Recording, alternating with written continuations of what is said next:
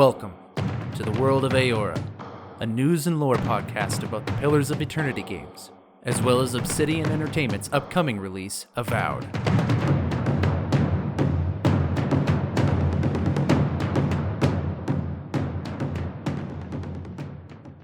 Hello everybody, and welcome to another episode of the World of Eora. I'm your host, Eric, aka Gingerino. Thank you everyone for joining me in another episode as we dive into the lore for Avowed and any of the related stuff that we've seen in the trailers lately. To find most of this information, we're going to be diving into Pillars of Eternity 1 and 2, because they all share the same fantasy world of Eora, and as well, Pillars of Eternity 1 and 2 have already come out, and Avowed hasn't. So in order to understand Avowed and the characters that are in there, and the setting that it's in, and the world that it's going to be played in at large, we're going to be diving into those two games to understand all of those facets. Today, we're going to be discussing one of the companions that we see for Avowed within a lot of the trailers that we've had of recently and all the way back in June, and that is the character of Kai. We were introduced to Kai the first time in the June trailer back in 2023, where he narrated over the gameplay reveal trailer, is basically how I refer to it as. If you're still not remembering who that is, if you think back to last year's trailer where you had that person that was talking over everything and they had green skin and they kind of looked like a humanoid, that's Kai. Kai is a companion that we get to have within Avowed, so kind of like if you think of the Outer Worlds, how our main player character had two companions following around, it seems like it's going to be that way in Avowed as well. You'll have a couple companions following you around as you go. And we've had two of them showcased within the last couple of reveals for Avowed, but today we're going to be talking about Kai. So we're going to be discussing who he is, a bit of his background, and the associated lore about that. So we're going to actually be spending a lot more time talking about the nation that Kai comes from, which is the Rauatai Empire, and we're going to be talking a little bit about the kind of creature that he is, which is an Aumaun person, which is a unique fantasy race made for the world of Eora.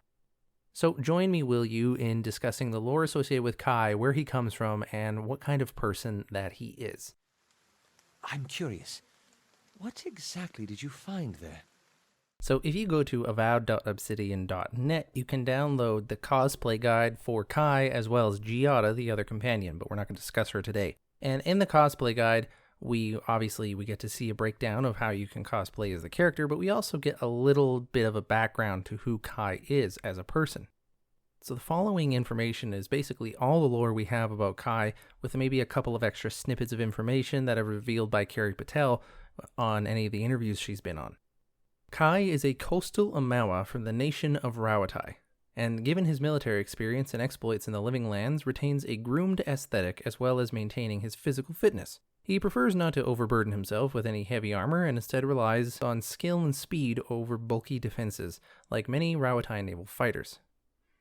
Companionable, laid back, and experienced, he's the most stable and straightforward of the player's companions, and the one you'd vote, quote-unquote, most likely to have a beer with.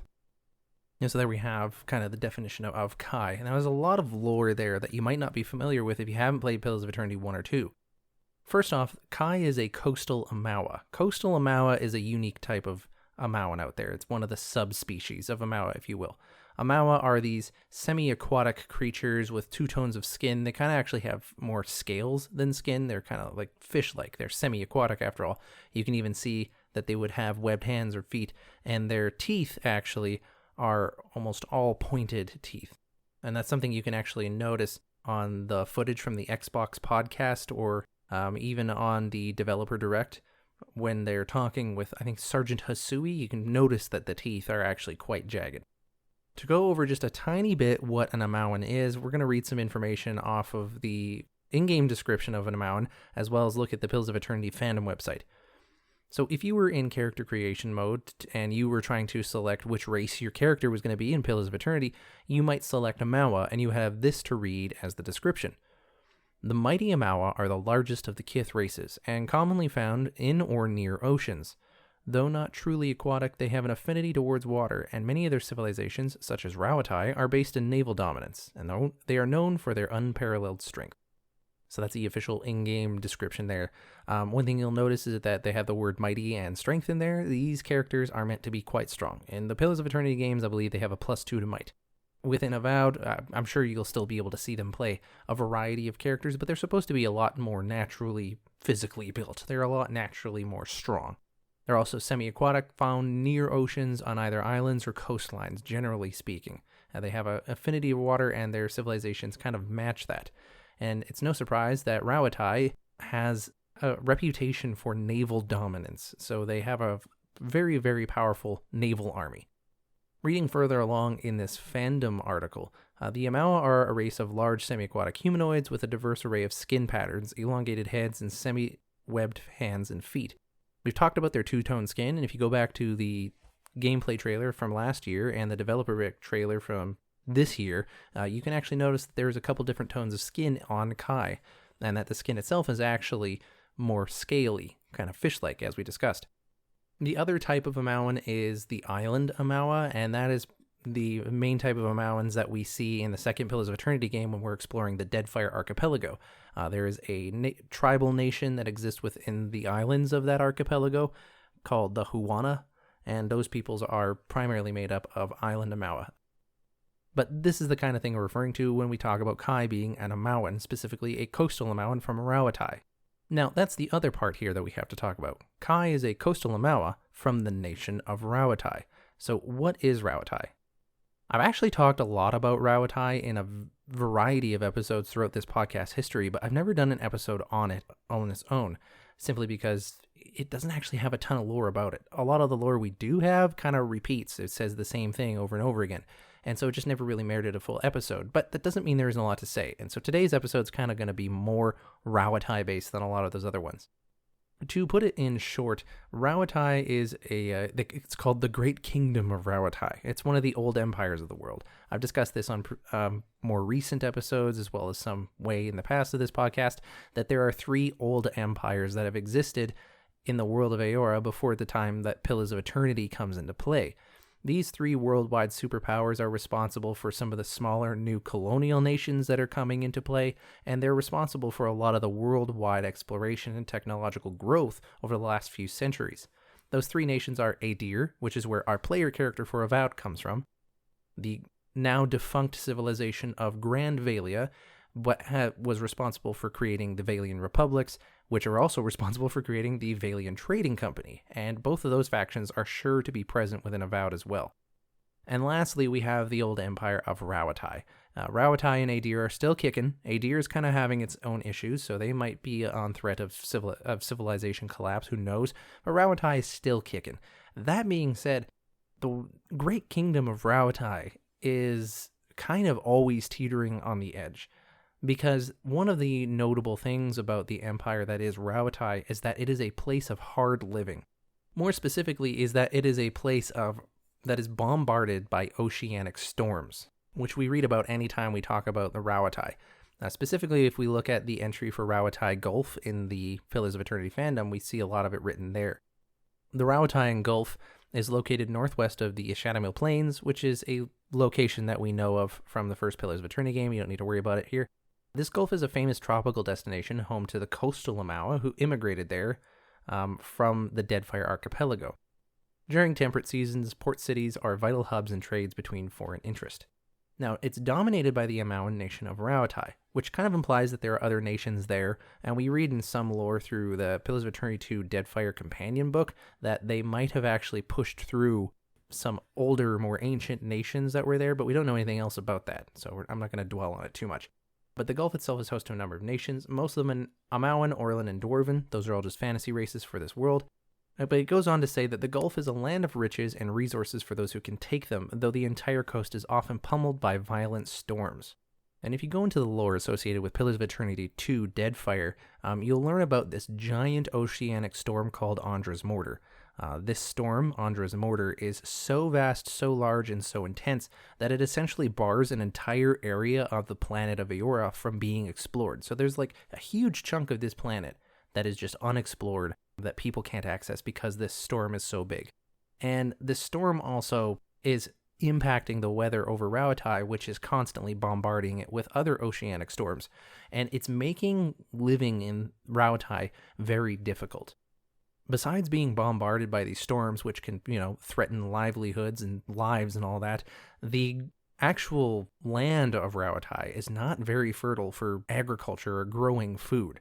And so you have a hard time actually growing food out of the ground. They have to kind of think of other things to do. However, the land of Rauatai has provided something that's been helpful. Things like, I think, saltpeter and some other types of material like iron, which are great for making weapons. And so what do you do when you're a semi-aquatic race of people that formed a nation and you can make lots of weapons?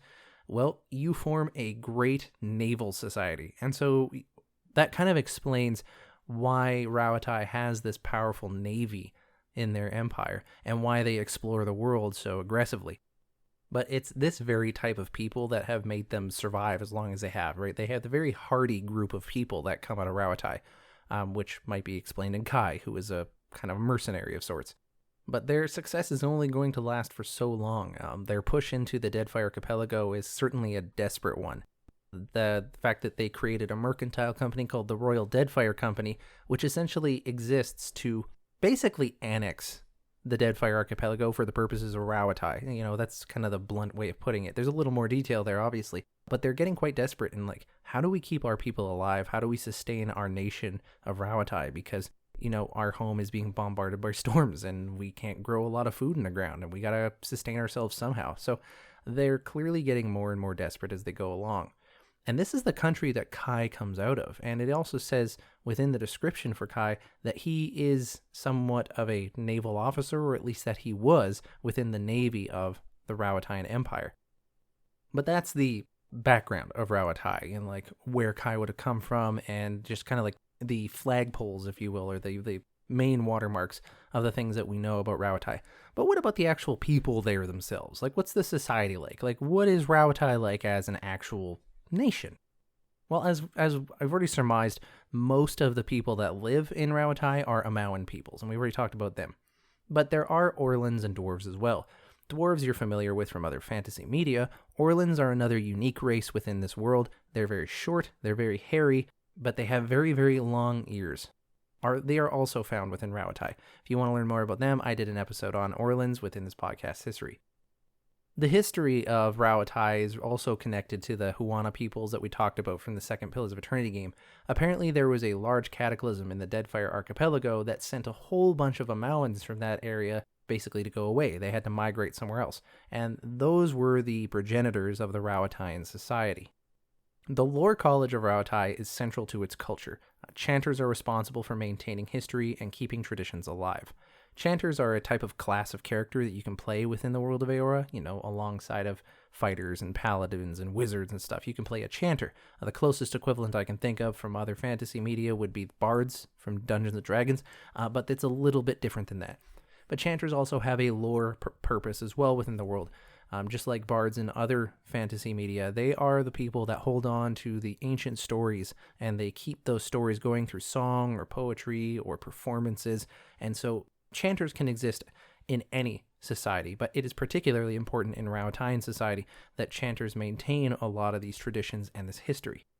This lore college is something that is special and very unique and important to the Rauataian culture. We don't know a ton about it, but we do hear a lot about it from a companion in the first Pillars of Eternity game called Kanarua. And more interesting to people like me is that it apparently is one of the greatest libraries in existence. I really hope one day Avowed 2 or another Eora-related game from Obsidian is played in Rauatai, so I can read all of those books and get just deep into the lore of this world. Because, I mean, obviously I love it. This podcast has been going for 3 years. The nation has basically a monarchy. That is how the government is ruled. And it is ruled by a monarch referred to as a Ranga Nui. Ranga space Nui. Ranga Nui. I think Ranga also means the word big. We'll get a little bit more into the language of the Rauataian people later on in this episode. But the nation is ruled by the Ranga Nui from the royal city of Tekoa. Tekoa, we obviously never see in any of the games in Eora, Pillars of Eternity 1 or 2, or very likely we're not going to see it in Avowed as well, probably not even in DLC. But this is the great capital city of Rauatai. It's situated on the Rauataian Gulf and is referred to as the Royal City. The only things we know are mentioned in-game or found or discussed with Kanarua, the companion from the first Pillars game I talked about. The city is supposed to feature great constructions of Rauatai engineering and architecture. They have a famed coral harbor there, and they finished something called the Gate of Great Teeth, which is a labyrinthian maze of towering red coral spires and walls just outside of the city, which protect it from foreign invaders. I'm getting a lot of this information off of the Pills Attorney fandom, by the way, and all of these sources are related to conversations you have with Kana Rua from that first Pillars of Eternity game. So I'm not going to lie, Takawa and all of Rauatai actually sounds really interesting for a place to set a game. Obsidian, if you guys are listening, seriously consider this for a future game, because this is awesome. And the Amauans are also really cool people. The city is home to the Lore College, which we already talked about, which preserves the wealth and knowledge gathered by the minds of Rauatai. Many travel long distances to speak with the Lore Keeper, hear the chants, or peruse their books. And so that is the city of Takawa, their capital royal city. Now, the nation of Rauatai were famously cooperative and open with other nations, but they've started to shift a little bit more towards isolationism and traditionalism in recent years. This is largely due to a movement called the Pahari, which promotes fundamentalist interpretations of their sacred text, the Tanvi Ora Toha, TNVII space ORA space TOHA. This is the sacred text of the Amaua. Now, everything we know about the Tanvi Ora Toha is actually learned from, you guessed it, Kana Rua, the companion from the first Pillars of Eternity games.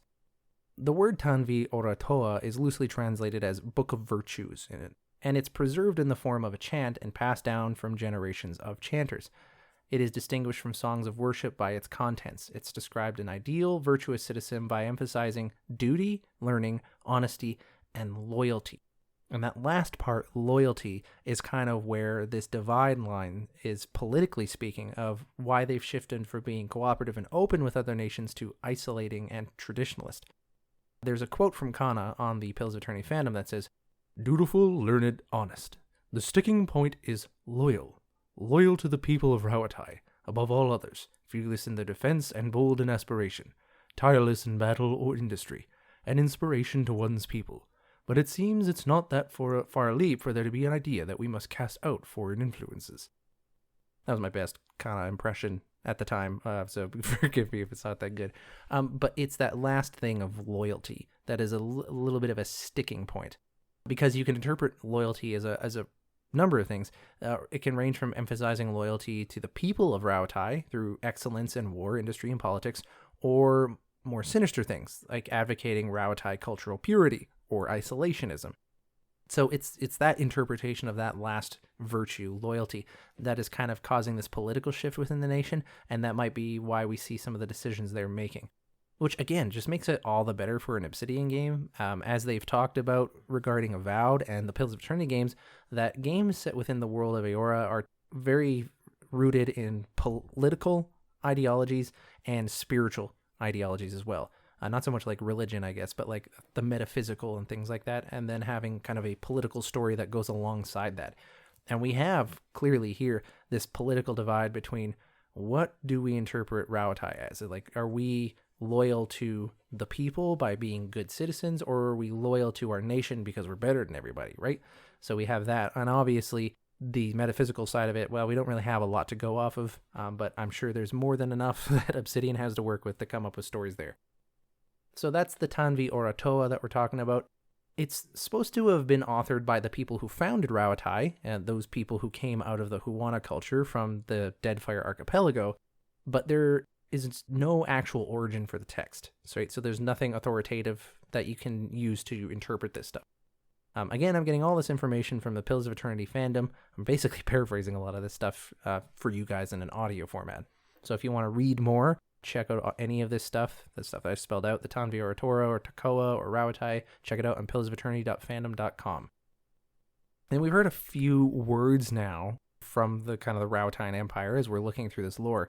For Tanvi Ora Toha, which is Book of Virtues, I believe it was. We've also mentioned Ranganui. There's also a couple other words as well. We don't have a ton of them, but we do have some. So looking at some of these words and what they mean, and as well, we'll take a look at a couple of phrases and idioms from the Rauatai culture and just kind of get a little bit of that flavor of what these people here are like.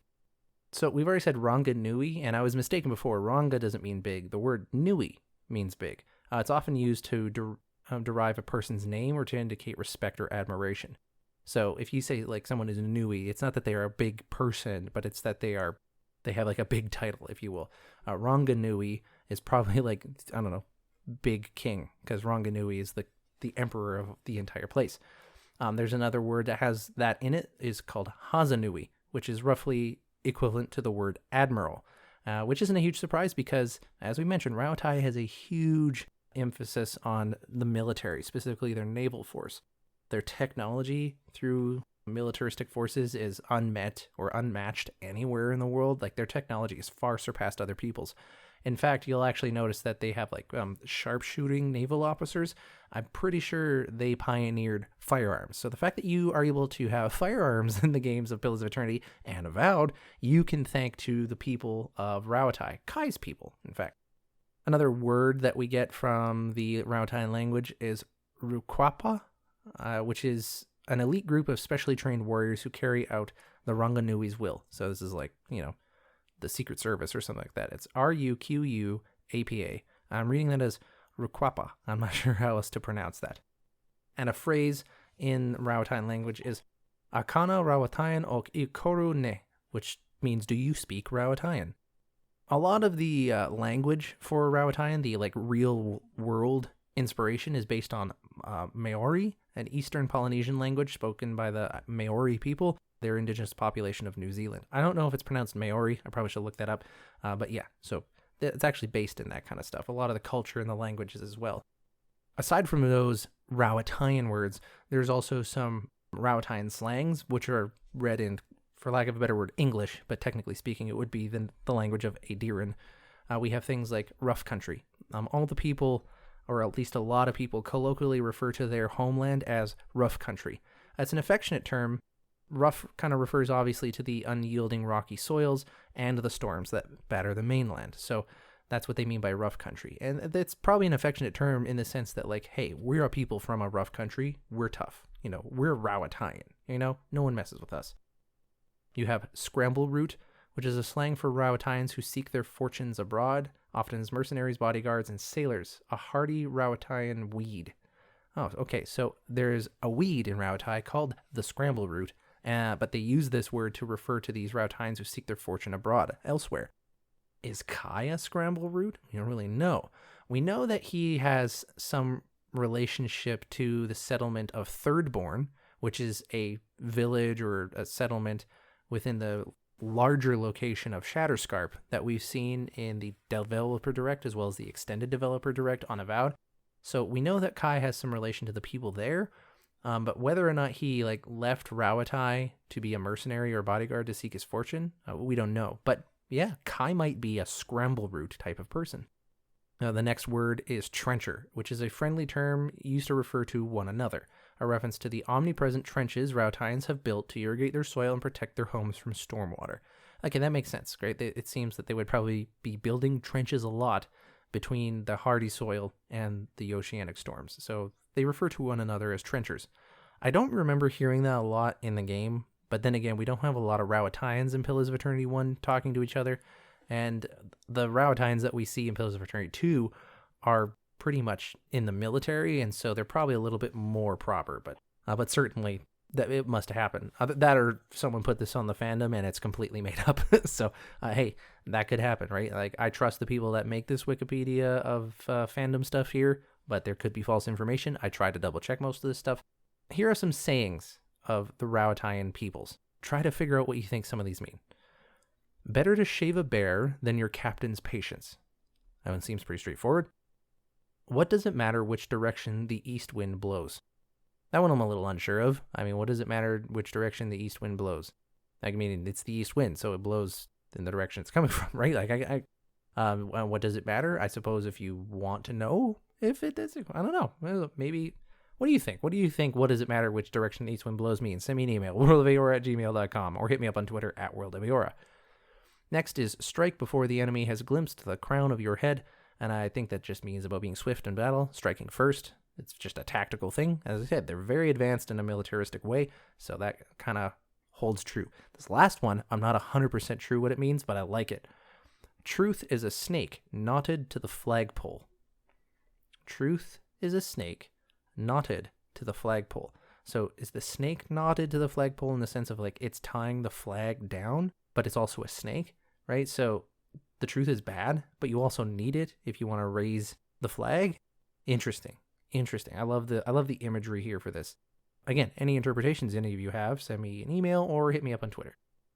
Now, those are the main things that we have to talk about. Rauatai is not a lot else. The only other thing that I think is nice, kind of sweet actually, and I mean that literally, is that they have a sweet tooth. Rauataians have a sweet tooth.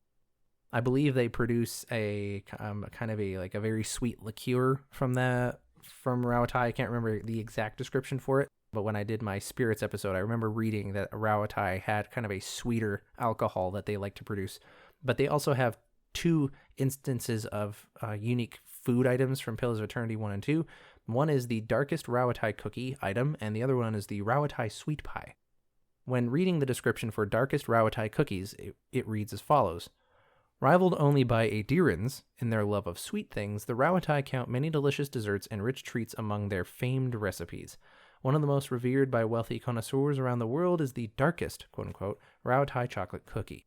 It has become a courtesy gift among Rauatai ambassadors, with many foreign dignitaries warmly receiving any Rauataian delegation simply in the hopes of receiving a batch of the revered treats. People really love this cookie, and honestly, I'm looking at the JPEG, the little icon here of what this thing looks like, and it looks real tasty, honestly. It makes me want this cookie pretty bad.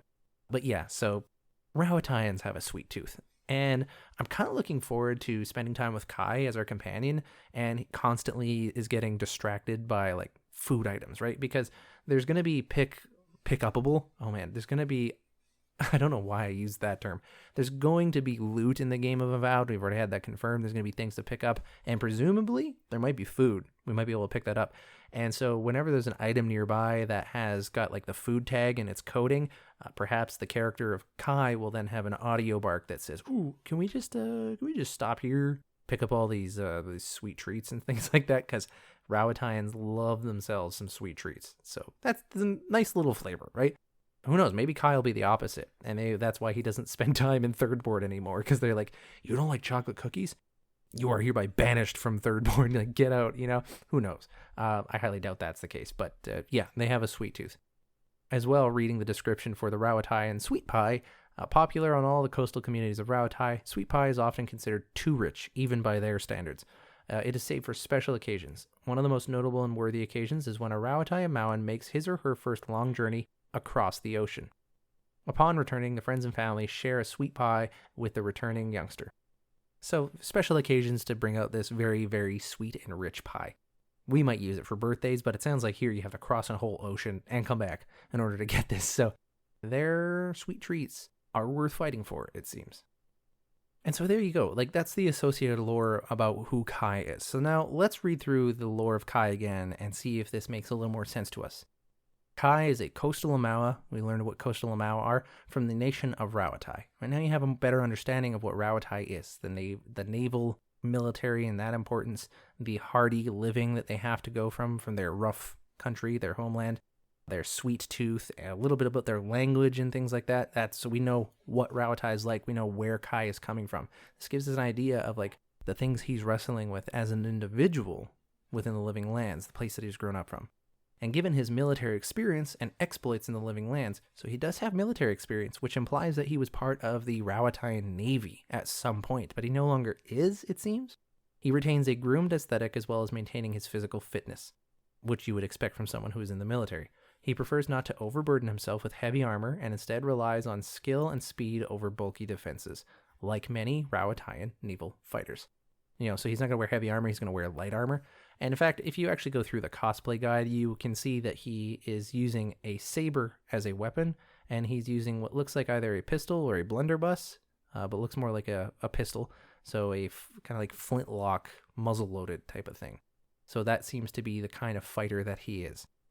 And so the fact that Kai is from the Rauataian Naval Force says a lot. Like, why is he no longer part of it? Because Thirdborn, you could argue, is a group of Aumaunans from Rauatai, but we don't know if they're from Rauatai in the sense that they left Rauatai to form their own settlement, or that they're a settlement from Rauatai representing that nation, right? And Kai is kind of estranged from them, or at least it seems like there's an estrangement there. We don't know exactly what's going on. So there's some sort of tumultuous history there. There's something going on that we're not sure of. And it doesn't seem like he's actually in the military anymore. And so why might that be? Like, did he do something? Did he get tired of it? Did he leave? Was he discharged? What's going on there? And clearly he's got a lot of patterns of behavior that he's kept as a soldier, as a Rauatai naval fighter, that he brings to the forefront as your companion in the game. And it's only a matter of time before Avowed comes out and we get to ask him these questions personally. Like, what's his story? Does he like cookies? And why is he no longer in the military? For those who are really into Kai, again, you can get this cosplay guide and you can cosplay. If you're like me and you have zero talent and skill in being able to cosplay or have someone who can help you with that, why not go play Pillars of Eternity 2, Deadfire, and start up a new game and play as Kai?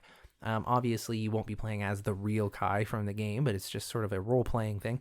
But all the things you need are here to actually do a playthrough of Pillars of Eternity 2, Deadfire as Kai. You can pick a Coastal Aumaun as your race. You can choose a fighter as your class. You can pick your cultural background as from Rauatai, and you can even pick your professional background as a mercenary, or maybe a soldier. I'm not sure if those two exist, but mercenary for sure, because that's what Kai actually is. And these weapons that he mainly uses, the saber weapon and the pistol, are two weapons that you can use in that game. And so, you could play through Pillars of Eternity 2 role-playing as this Kai character if you're so interested.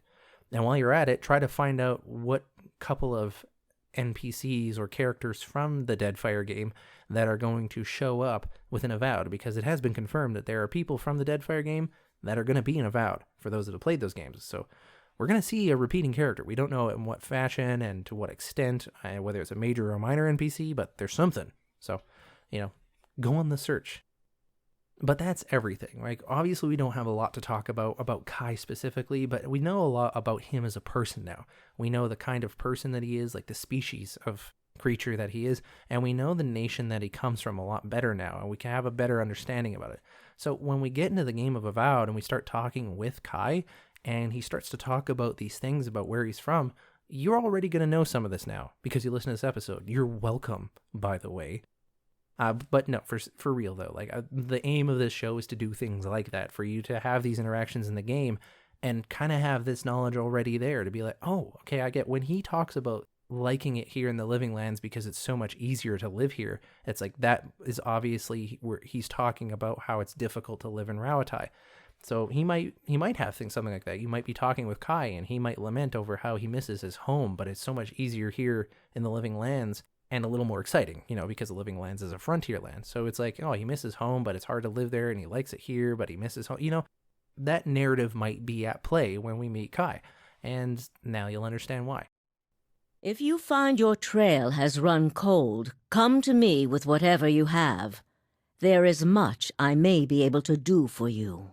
That's it for today's episode. Thanks everybody listening in on that. I hope that it was something that you found valuable. I hope that you enjoyed learning about Kai and where he comes from and who he is and what he is and things like that. If this show has been of value to you, send me an email, hit me up on Twitter, like and subscribe or whatever. Actually, for podcasts, you want to really rate and review, especially review. If you have the option for review, it helps out algorithms for podcasts a lot. I didn't realize that until I started digging into it, but those are the things that really help exposure and other people find your thing.